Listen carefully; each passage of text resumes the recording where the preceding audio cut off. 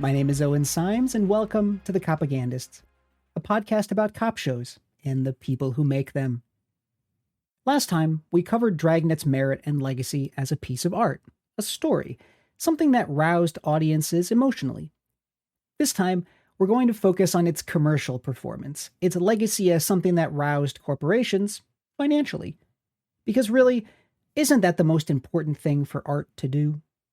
Back in the day, Michelangelo needed to impress popes and princes. Today, artists need bow to an even more terrifying benefactor, the corporate executive. A few of them have lost their grip. In my job, I get to know them all. I'm a cop.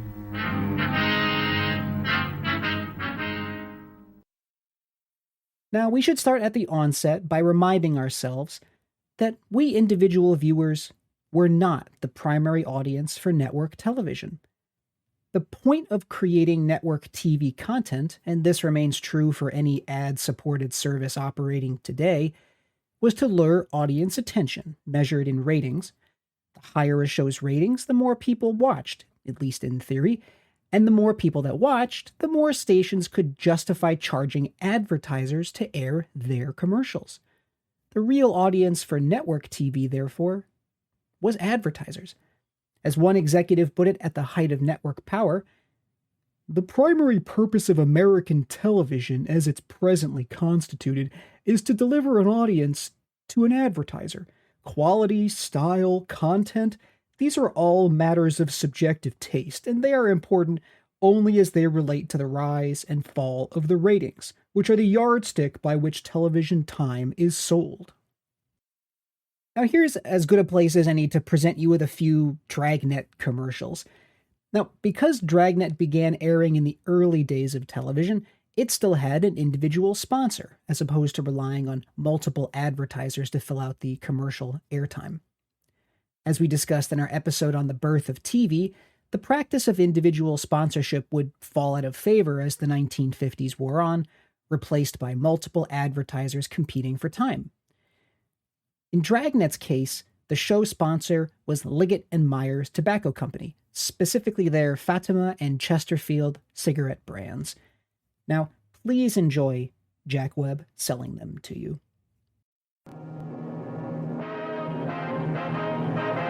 Sound off for Chesterfield.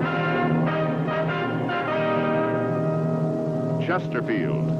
Only cigarette in America to give you premium quality in both regular and king size, brings you Dragnet. Friends, as you know on Dragnet, we've always tried to emphasize the importance of facts. And when we talk to you about Chesterfield, we give you the facts. You heard the report George Fenneman read earlier. Nose, throat, and accessory organs not adversely affected by smoking Chesterfields. Now, that's the first such report ever published about any cigarette. Remember that report and make Chesterfield your cigarette. Get them, regular or king size. Chesterfield, the best possible smoke. Much milder. This is a blow-up of a fingerprint taken from the scene of a crime. This one is a suspect's taken from the files. Now, the only way you can tell if these are both made by the same person is by comparison. If you'll compare Fatima with any other king-size cigarette just like this, you'll find Fatima's length filters the smoke 85 millimeters for your protection. Fatima's length cools the smoke for your protection. Fatima's length gives you those extra puffs, 21% longer than standard cigarette size. And in Fatima, you get an extra mild and soothing smoke. Plus the added protection of Fatima quality. Prove it today. Buy Fatima. All right, pretty good stuff. Makes us all want to smoke, I'm sure. So, given the importance of ratings, we should start our analysis of Dragnet's commercial performance by seeing how it charted. From its first partial season ending in the summer of 1952 through its final season ending in August 1959, 8 in total, the show managed to perform within the top 30 programs for 6 seasons, with 4 of them in the top 10. It was 20th in its first season, 4th in its second in its third, and then it went down to 3, 8, 11, and its last 2 seasons it wasn't even in the top 30.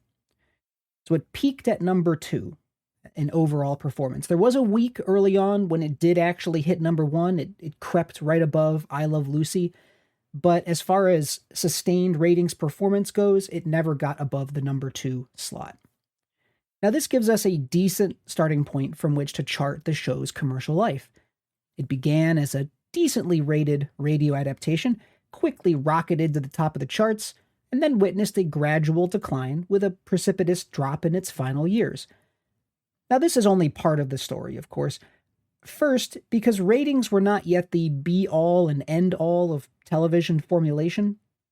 And second, because ratings leave out Dragnet's massively successful second life in syndication. Webb would later tell an interviewer that Dragnet was revolutionary. He was referring specifically to filming a TV show on location in LA rather than in a soundstage in New York City, but we could just as aptly apply that adjective to the show itself, for Dragnet helped usher in a sea change in how U.S. television operated. As we have seen, Webb advocated heavily for pre-recording episodes rather than broadcasting them live. He earned praise for this decision as soon as the show premiered, with the New York Times writing, "Though the television version of Dragnet was produced on film, and the quality of the production was perhaps the best yet to come out of Hollywood, apparently the motion picture capital is beginning to get the hang of TV." Given what was happening within the TV industry at the time, this advocacy proved prescient. Remember that almost as soon as TV got itself industrialized, the cost of creating shows began to rise, soon eclipsing the license fees that the broadcasters paid for the right to air a show. That meant that producers, the people making the shows, found themselves spending more than broadcasters, the people airing the shows, were paying for them. It took the producers a little time, but they eventually realized that these rising costs could be recouped and massive profits made thereafter if a show could land itself in syndication. That is, if they could get broadcasters to pay to air episodes multiple times. Because the major networks only paid for the first broadcast of a show, successful shows could later be resold to anyone willing to pay additional fees to air them again. Dragnet, with the number 2 spot in the ratings by its third season, quickly entered syndication in late 1953.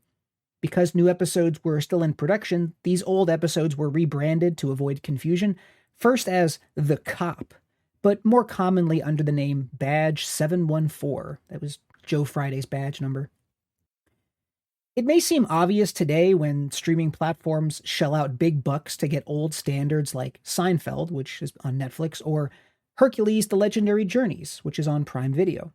This is the story of a time long ago, a time of myth and legend, when the ancient gods were petty and cruel, and they plagued mankind with suffering. Only one man dared to challenge their power, Hercules. Wait, everyone remembers Hercules, right? Its star didn't degenerate into a right-wing freak, surely. That I don't understand it. I don't understand this wokeness thing. I was think I'm one of the first people that got, attacked by the woke world and the cancel culture in Hollywood. I'm imagining that, right? This is a classic show everyone loves to this day. 12 years ago when they basically said we can't work with you anymore before it became a term. Oh no. Oh, God. But back in the 50s, this wasn't quite so obvious, with many station managers being skeptical that audiences would return to programs they'd already watched once. But Nielsen's own data quickly demonstrated that audiences did actually like repeat viewings, with one survey at the time indicating that nearly half of the viewers of a particular Dragnet rerun were watching the show for the second time. Industry observers immediately took note. In 1952, Variety credited both Dragnet and I Love Lucy as pioneers of filmed TV. Various reasons are given for the surge in celluloid, but 2 concrete examples are I Love Lucy and Dragnet. And the success of these top-rated telefilm shows is accounting for a good deal of sponsor interest in vidpics. What they mean there is video pictures, i.e. filmed shows. Variety would also credit Dragnet with helping popularize reruns, writing in 1954, Now, film buyers have learned that such properties as Badge 714 and Victory at Sea can do as good or better a job for them as any first-run property. It's no exaggeration to say, therefore, that Webb's advocacy for pre-recording his show helped shift the industry away from live TV and towards the telefilm, and that this growing preference for telefilming ushered in the widespread practice of syndication. For Dragnet, syndication allowed the show to saturate the airwaves of the United States, helping it seep into a myriad of other cultural outlets, which we've covered previously on the show. These included musical albums, children's toys, books, games, educational material. Without syndication, Dragnet would surely not have reached the level of cultural importance that it eventually achieved, and that would definitely have impacted its bottom line. Webb would use these profits, generated from syndication, to keep his company, Mark 7 Productions, afloat when Dragnet ceased producing new episodes in the late 1950s. This adds yet another aspect to Dragnet's commercial legacy. Not only was it a ratings success, a syndication pioneer, and a cultural powerhouse, but it also allowed Webb's career in television to continue into the 1960s. Although the first half of that decade would see Webb founder somewhat, he would come out the other side as one of the most ubiquitous producers in the country. Los Angeles, California. I work here. I'm a cop. Why did Dragnet succeed? Having established the ways in which Dragnet was commercially successful, we should take some time to figure out why. Did Jack Webb have some kind of magic formula that allowed him to stay on the air through an entire presidential administration? A reporter asked him that very question in May of 1959, and Webb responded, "No. Anyone who attempts to predict what the public reaction will be is playing a guessing game. We just guessed right." That's it? Just a lucky guess? TV Guide got Webb to elaborate a little more earlier that same year, actually. In January 1959, Webb gave a two-pronged answer to the reasons for his success. The first thing he emphasized was timing. Let's be honest. Dragnet got a good running start. We had our radio reputation going for us, and we hit TV at a time when there was virtually no competition. If we were to start from scratch with Dragnet today and got a time spot opposite a show like Gunsmoke, say, I don't think we'd ever get off the ground. Later in the interview, he added that radio not only gave his show an initial reputation from which to grow, but also allowed the show a teething period during which it perfected its formula. We clicked with Dragnet, I think, mainly because we had time in the radio days to make week-to-week changes dictated by the temper of the mail that we received. By the time we got ready to put it on film, we had the formula pretty well set to the standards the public itself had accepted. And given what we saw while chronicling the many changes made to the Dragnet radio show in those first few episodes, this assertion rings true. It's admirable that Webb admitted some of the things outside of the show itself, outside of his own control, that aided its commercial success. Yet this is not the whole story.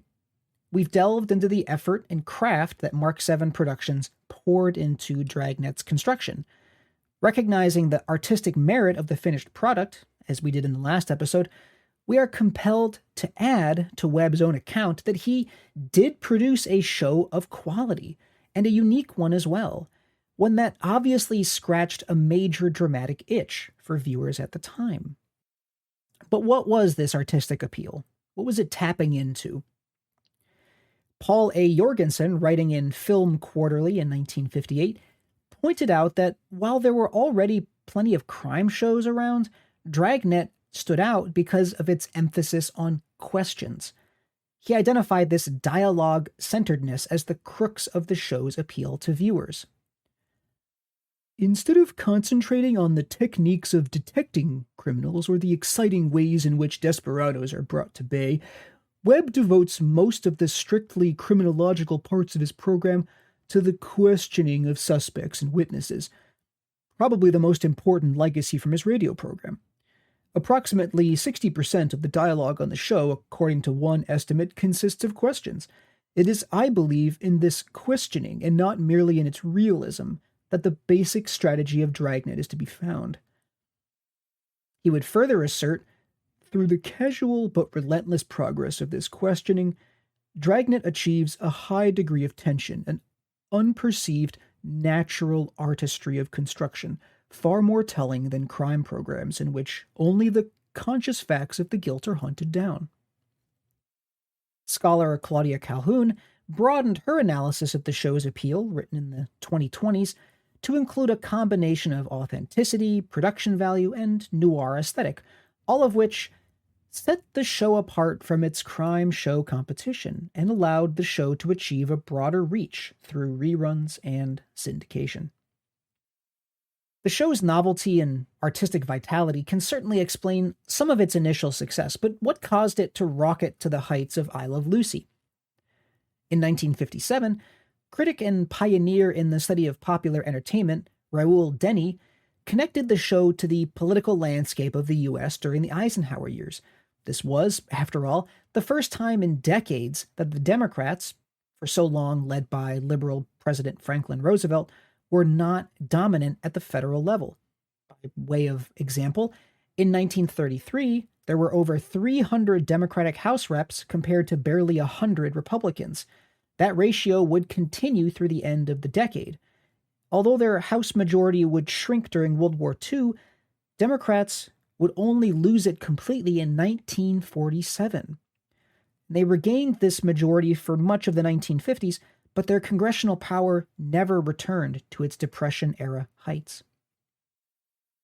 Denny's analysis gave particular attention to those in the U.S. who had once been lower income, but thanks to the New Deal, the war, and the post-war boom, now found themselves decidedly richer. He wrote, "It's a good guess that the low-pressure cop represented in Dragnet is symbolic of the new alliance between the lower class and the white-collar class, suggested by analysis of the Eisenhower victory in the 1952 elections. Hostility to the police, as recent research has shown, is one of the social habits given up by the poorer people as they increase their stake in the middle class. Dragnet appears to dramatize, for the medium with the biggest and lowest status audience, precisely this respectable definition of the cop." In other words, as many in the U.S. got more money and more property, their political values shifted accordingly. They became more protective of what they had, less interested in those who had not, and therefore more attuned to positive stories about institutions, like the police, that defended property. Writing with decades of hindsight available to her, Claudia Calhoun identified a similar cultural pattern, writing that the popularity of the semi-documentary film, like He Walked by Night, which Dragnet drew upon quite heavily, came at least in part as a result of an ideological confidence in American institutions, reflective of the emergent liberal, with a small l, consensus. This consensus came directly from the experience of the Depression and the war, where many witnessed large government institutions addressing and sometimes even solving major social problems. Combined with massive economic growth, this perception yielded a popular belief that U.S. institutions kind of worked for the benefit of most people. At the same time, many felt some anxiety after the war over how these massive institutions, built up over the course of fighting the biggest war in human history, would now be used in peacetime. Shows like Dragnet gave these people one answer, a comforting and entertaining one at that. One final draw for the show was surely for the, quite candid given the time period, discussion of taboo subjects. As one paper noted in late 1952, that by honest debate and sometimes startling presentations, Webb and his staff have circumvented or just plain plowed through a score of radio TV taboos by programming cases on sex perverts, narcotics traffic, and the sale of pornographic pictures. With refreshing frankness, Webb has concealed neither the blemishes on the faces of his actors nor the pockmarks of crooked cops on the record of the LAPD Police Department. In my job, we catalog trouble. I'm a cop. Now we can talk about why Dragnet left the air. Making a show is work. Making a show well is hard work. Making a good show that survives for several seasons is uncommon. Making a good show that lasts nearly a decade is pretty rare indeed. So in a way, asking why Dragnet went off the air after nearly 300 episodes is a little beside the point. When something lasts that long, the more important question is how it managed that, not why it got canceled. Thankfully, we just answered why it was on the air for so long, so now we get to ask why it went off the air. The obvious answer is that Dragnet's ratings declined, so the network canceled it. This isn't wrong per se, but it overestimates the importance of ratings at the time. As longtime CBS and then later NBC executive Ethel Winnant recalled in those early days, occasionally we got a really disastrous low rating on Playhouse 90, and someone would mention it to us, but it wasn't like a call for someone saying, "My God, it's a disaster." It was just an interesting statistical thing. This doesn't mean that ratings were completely disregarded, however, for while Dragnet began life when TV ratings were not yet the most important numbers in the universe, that was changing. As competition among multiple advertisers grew over the course of the 1950s, the TV industry increasingly needed a simple metric by which it could justify what it charged to air commercials. Ratings filled that role. Unfortunately for Dragnet, its ratings declined at the same time that those numbers grew in prominence. So if ratings don't tell the whole story, then what else might? Now really, the end of Dragnet boils down to it being a victim of its own success. First off, the artistic energy that began the show had kind of begun to peter out by the latter half of the decade. Webb had been working on Dragnet since 1949, so it's understandable that he would grow restless and unfulfilled as he'd been working on it for nearly a decade.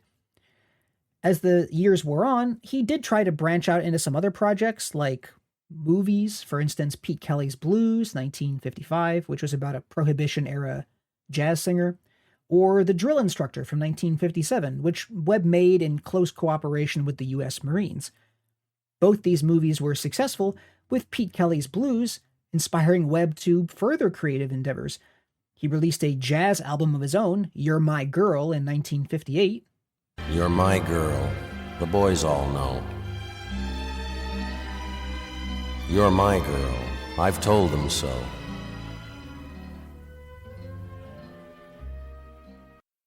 Incidentally, comments for this YouTube video have been disabled. And in 1959, he adapted Pete Kelly into a TV series of the same name.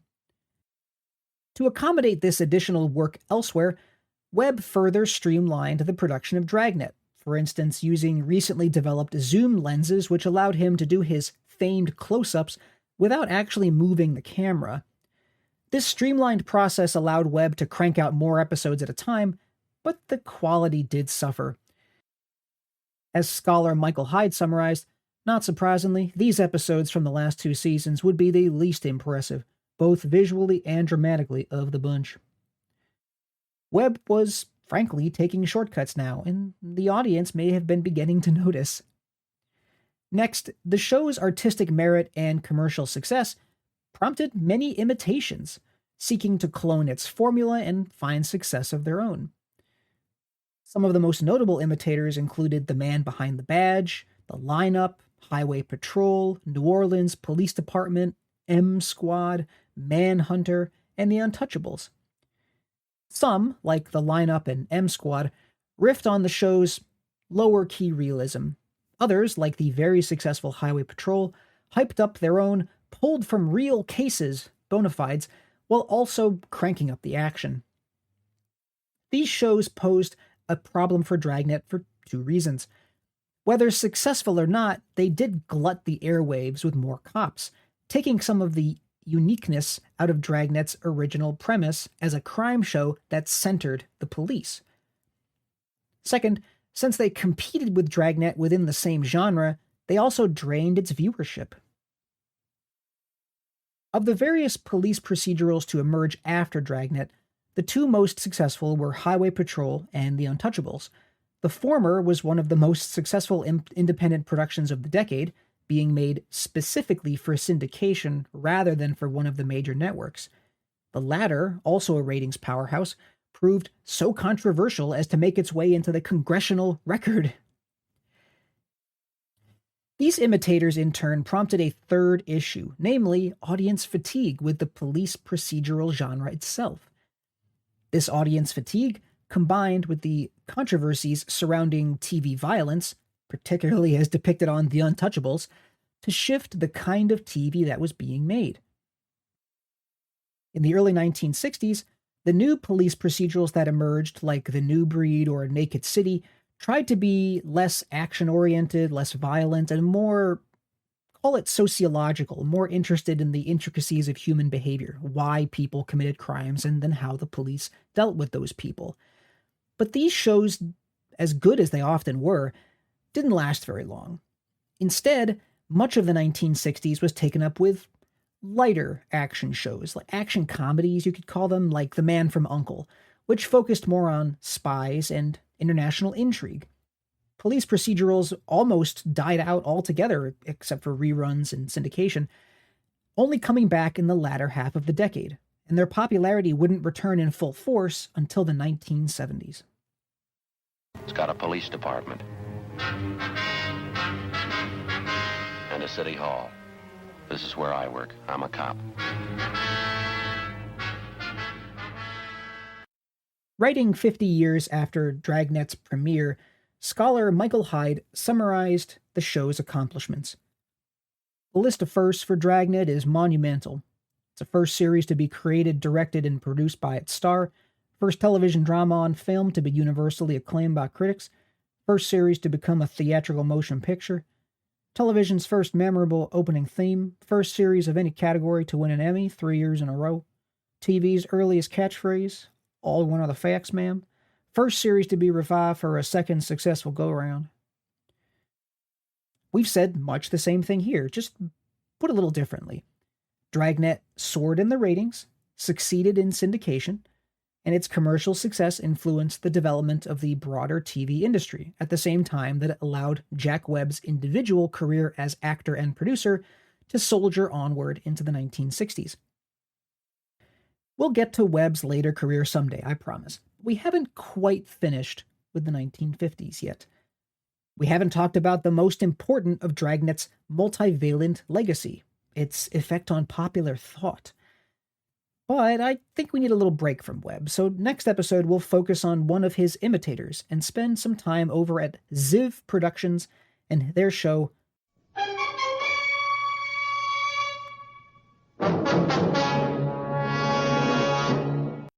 Highway Patrol.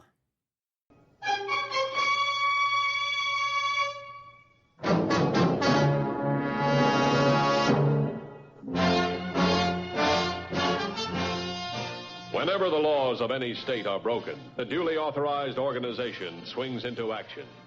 It may be called the state police, state troopers, militia, the rangers, or the highway patrol.